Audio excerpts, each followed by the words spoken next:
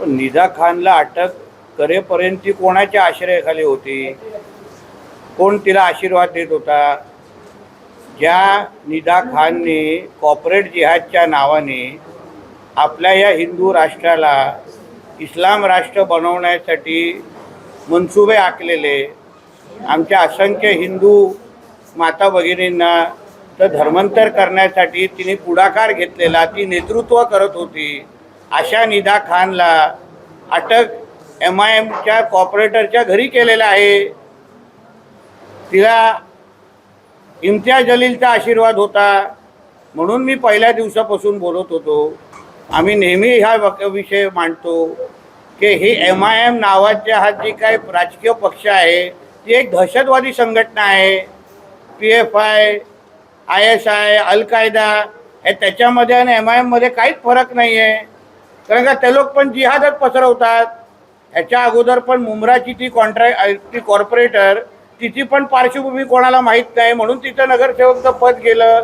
ती पण MIMचीच होती. आता हे पण MIMच्याच लोक ह्या जिहाद पसरवणाऱ्या लोकांना आशीर्वाद देत आहे. म्हणजे नेमकं तो राजकीय पक्ष विधायक आणि सामाजिक कामं करण्यासाठी आहे की जिहाद्यांना आश्रय देण्यासाठी आहे? म्हणून जसं PFIला आपल्या भारतामध्ये बॅन करून टाकलेलं आहे तसं लवकर या MIM नावाच्या दहशतवादी संघटना जी आहे ज्याच्यातून ज्या माध्यमातून फक्त जिहाद केला जातो त्यांनाही लवकरात लवकर त्यांच्यावर बंदी टाकली पाहिजे. आणि ज्या इम्तियाज जलीलला पण अटक केली पाहिजे, त्या कॉर्पोरेटरला पण अटक, नगरसेवकाला पण अटक केली पाहिजे. निदा खान हा फक्त मुखवटा आहे.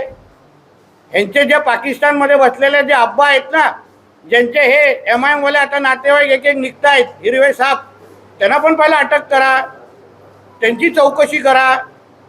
मग आपल्याला कळेल की ह्या देशामध्ये, या हिंदू राष्ट्रामध्ये गजवा हिंद कोण करू पाहतंय. दादा, इम्तियाज जलील यांनी दुपारी बोलताना सांगितलं की माझा त्याच्याशी काही संबंध नव्हता, परंतु जे कोणी आता आहेत ते चिटूक मिटूक पुढे बोलायला येत आहेत. सगळ्यात पहिली प्रतिक्रिया आपण दिली होती, त्यामुळे आपल्यावरती टीका झाल्याचं समजलं जाते. अहो, याच इम्तियाज जलीलने मुंब्रामध्ये येऊन सांगितलं होतं की आम्हाला महाराष्ट्र हिरवा करायचा आहे. म्हणजे काय?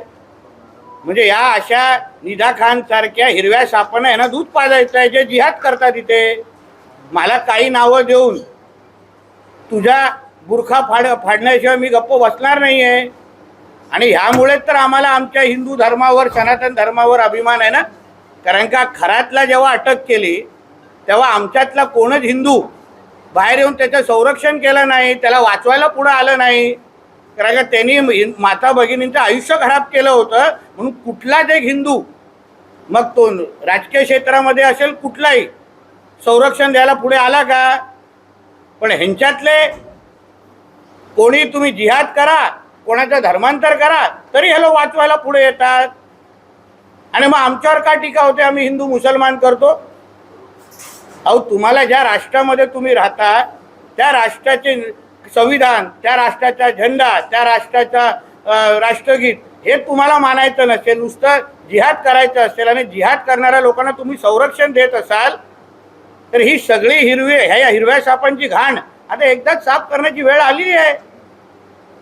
निदा खानला पोलीस कोठडी सुनावल्यानंतर आता तिला दिवसातून 2 वेळा तिच्या आईला भेटण्याची परवानगी दिलेली आहे. ते ठीक आहे, तू बघा, तू माननीय न्यायालयाचा निर्णय, तो कोर्टाचा निर्णय. पण निदा खान हा फक्त मुखवटा आहे, हा फक्त चेहरा आहे. त्याच्या मागचा जी काही ताकद आहे, जो काही अब्बा आहे ना, ती अब्बा पाकिस्तानमध्ये बसलेला जो काही जिहाद करतो त्यांच्यापर्यंत पोचणं हे आमचं देवेंद्र फडणवीस साहेबांचं सरकार करणार आहे. तुम्ही फक्त टप्प्याटप्प्याने बघा होतं काय. दादा, ओवेसी यांनी सांगितलं मी वंदे मातरम गीत गाणार नाही कारण ते देवीचं गीत असल्यामुळे आमचा त्याला विरोध आहे. मग त्याचा नाडा पकडून आम्ही त्याला पाकिस्तानमध्ये पाठवून देऊ. हे अशा हिरव्या सापांच्या आम्हाला काही गरज नाही आहे.